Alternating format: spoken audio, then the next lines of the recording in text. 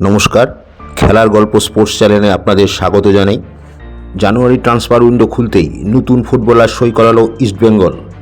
বিভিন্ন সময়ে বিভিন্ন প্লেয়ারের নাম শোনা গেলেও শেষ পর্যন্ত ভেনেজুয়েলার স্ট্রাইকার রিচার্ড সেলিসকে এই মরশুমে শেষ পর্যন্ত দলে নিল লাল হলুদ। 28 বছর বয়সী ফুটবলার সেন্টার ফরওয়ার্ড পজিশনের সাথে বাঁদিকের উইংও খেলতে পারেন।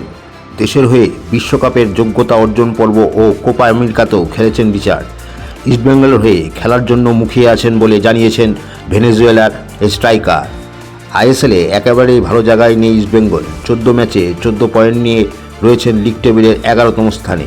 সোমবারই মুম্বাইয়ের সাথে 2-3 গোলে হারতে হয়েছে। 11ই জানুয়ারি ডার্বি, তারপর অপেক্ষা করে থাকবে গোয়া, কেরালা ও মুম্বাই। এর মধ্যে চোটাঘাত সমস্যায় ভুগছে লাল হলুদ। পুরোপুরি ছিটকে গিয়েছে মাদি তালাল।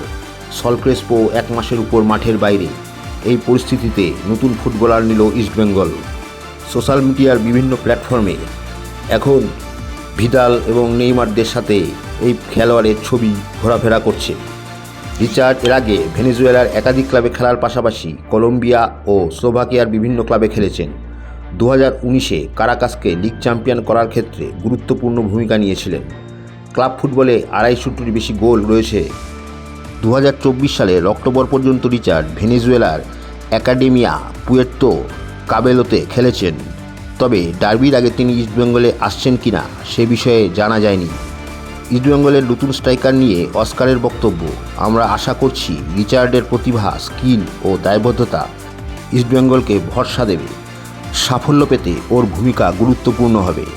রিচার্ড নিজেও বলেছেন, ইস্টবেঙ্গলের ইতিহাস খুবই সমৃদ্ধ ও সমর্থকেরাও আবেগপ্রবণ।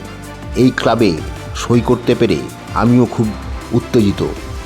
আমার ক্যারিয়ারে নতুন অধ্যায় শুরু হচ্ছে। ভারতীয় ফুটবলে নিজেকে প্রমাণ করতে মুখিয়ে আছি। সমর্থকরাও আশা করে আছে ডার্বিতে যাতে নতুন এই বিদেশিকে খেলানো যায়। এখন সময় বলবে রিচার্ড কবে আসবে এবং আসার পর ভারতীয় ফুটবলে নিজেকে মানিয়ে নিতে পারেন কিনা এবং তার মাধ্যমে ইস্টবেঙ্গল সফলতা পায় কিনা, এটা শুধুমাত্র সময়ের অপেক্ষা।